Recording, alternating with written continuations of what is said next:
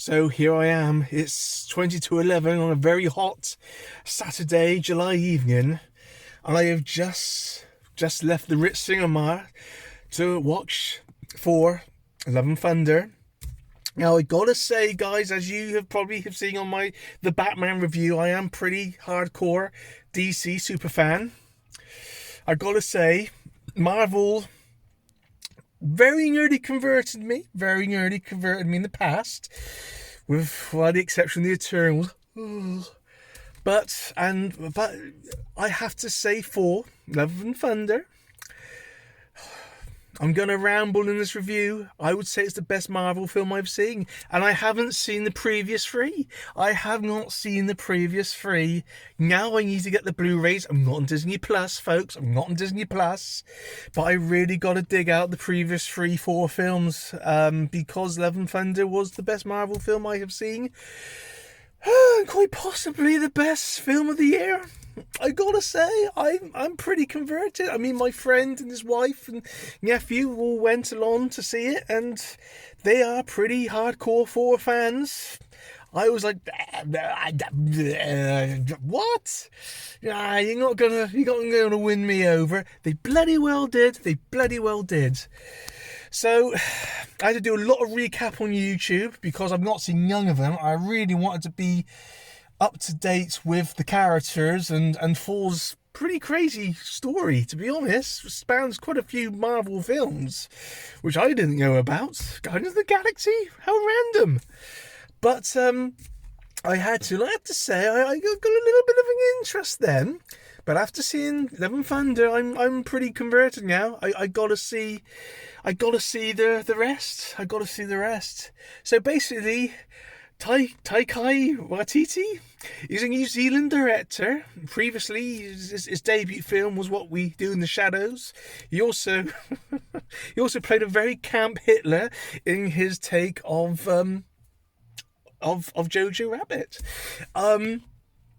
And he's been sort of drafted in to do Ragnarok, the last. I hope I've said that right, folks. I hope I said that right.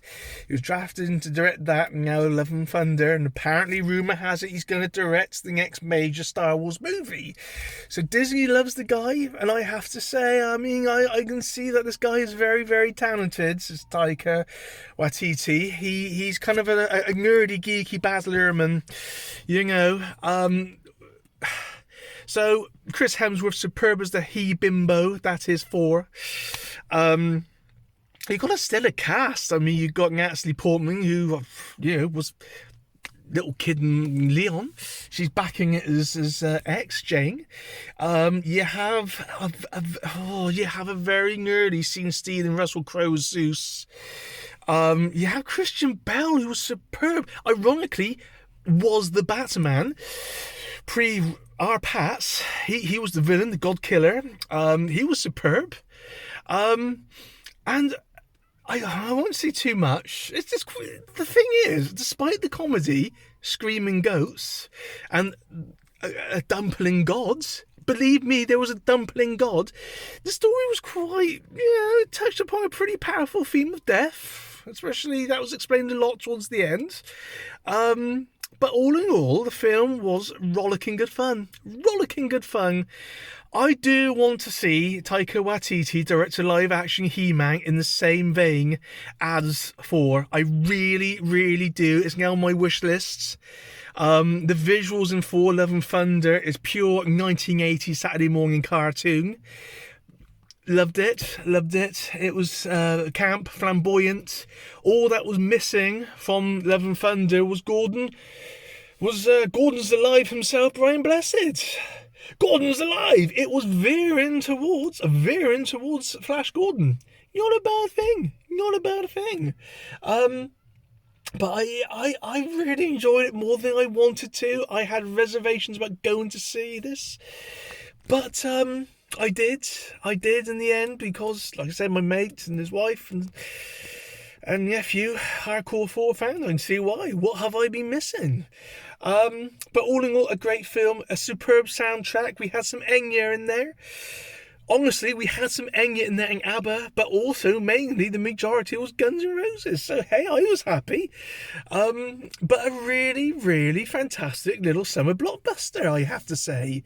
I didn't think Top Gun Maverick was gonna beat it, but yeah, Thor has. I gotta say, it's the best Marvel film I've seen. There you go. It's better than No Way Home, Spider-Man. It was that fantastic. We were all fueled by ice cream and warm Coca-Cola because the machine broke down. Not great on a hot summer's evening, but hey, never mind. It doesn't matter.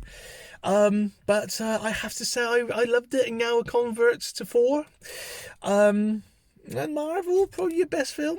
Gotta say, I know some will disagree, saying, "Oh, Avengers Endgame's better." Maybe so. I'm not seeing them. I'm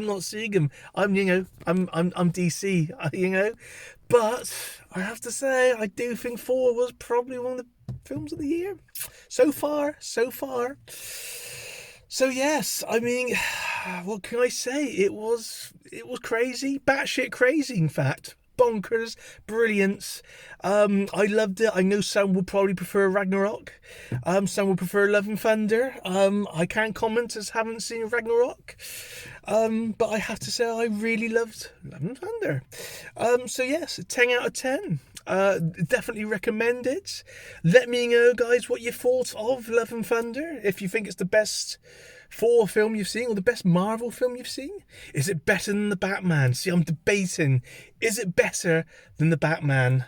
I love the Batman. I think it's one of the best Batmans, even though it's our Pats, but still, it's for the better film. I think it's probably more escapism. I think a bit more comedy, which was needed, and you need it at this time. Oh yeah, and I got my pamphlet. Yes, Gordon's alive. 21st century. Flash Gordon. What's not to love? Loved it, folks.